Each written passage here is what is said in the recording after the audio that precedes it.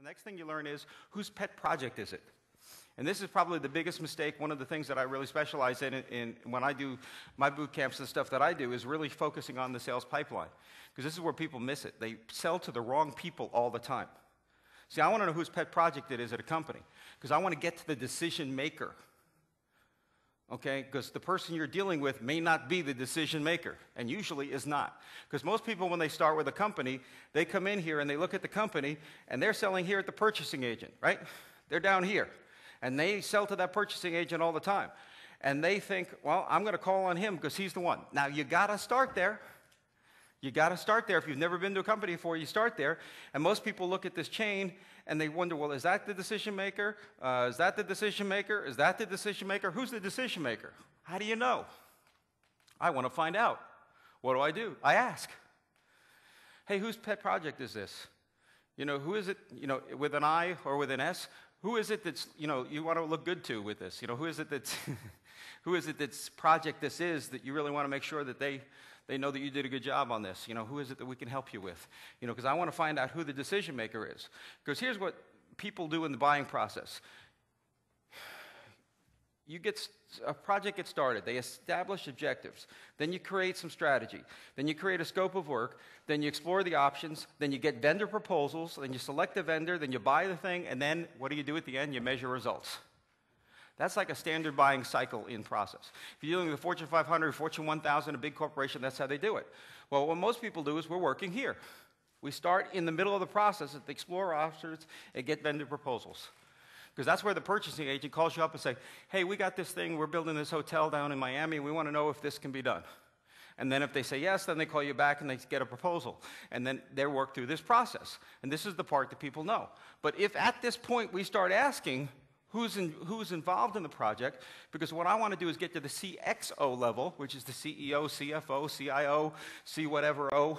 If it's got a C in the beginning and an O in the big, and that's the one you want. Because those are the guys that are, you know, writing the big checks, okay? And those are the guys you want to be their strategic advisors. So here's where the CXO is involved. They're involved in the beginning because they establish the objectives, create the strategy, create the scope of work. They're a little bit involved in the explore options. They might be involved in the select vendor. That's why I got a different color. They might be involved in the buy. Sometimes it's usually just purchasing department. But they're always involved at the end at measure results. So if I find out from the purchasing agent in this part when I get started who's the one that's measuring the results and what they're measuring and what they're trying to accomplish with what they're doing, that means when I get them together, this last piece here, that's where the money is, measure results. Because once I get to that part and I've landed that CEO because I've become his buddy and I'm helping him measure results, I'm finding out what he's measuring and making sure that what I have meets what he's looking for, then next time something gets started, I'm involved here. And that's when you become a trusted advisor or strategic advisor, is in this part right here. And that's what most people make. I sold to the purchasing department at Disney one time in 20 years. Once. Once I got through the cycle, I found out what they were looking for, and then next time they were designing stuff, I was in here. I never went out for bid again in the next 20 years. Disney bids everything. Nothing I ever did ever got bid. And the reason was, I established the objectives, okay? I worked and created a strategy. I created a scope of work. And then they just said, okay, Tom, give us a price and do it. Because I was in the beginning. That's what we want to get to. Everybody's selling at the purchasing agent. Yes, you start there. But that's not the game. That's only first base. The home run is getting to the measure results. And most of us measure results by calling up and saying, hey, was everybody happy with what we supplied?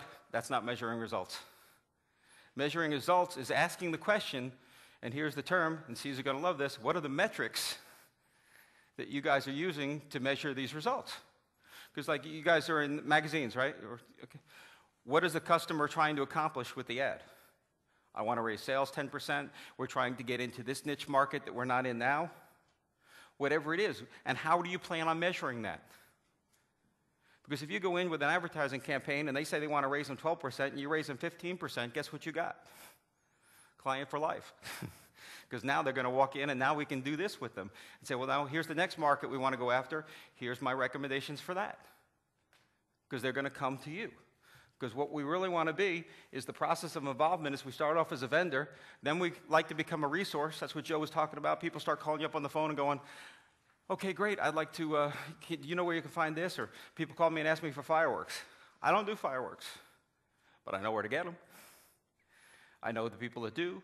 I know the guys that know what they're doing and where to get the permits and what they're doing. And I've worked with these guys before on shows, but I just never did it myself. So I became a resource. And then we started becoming a trusted advisor. Okay, and a trusted advisor is someone that's going to be part of the team. But what I really want to become is a strategic advisor, which is one level above, because now I'm involved in the strategy meetings. I'm not just trusted on what's going on, but I want to be in the strategy meetings. I want to be where they're deciding about what they want to do. Okay, a strategic advisor is someone that's brought in. You know, I went to all the Christmas parties at many different companies and was never an employee there because I became a strategic advisor. And they felt like I was part of the team because I was always in the boardroom helping making the decisions. You know, so I want to become their strategic advisor, the one that they call all the time, the one that they call me in to help make the decision on what they're going to do. You know, because they know, oh, this is what we're going to do.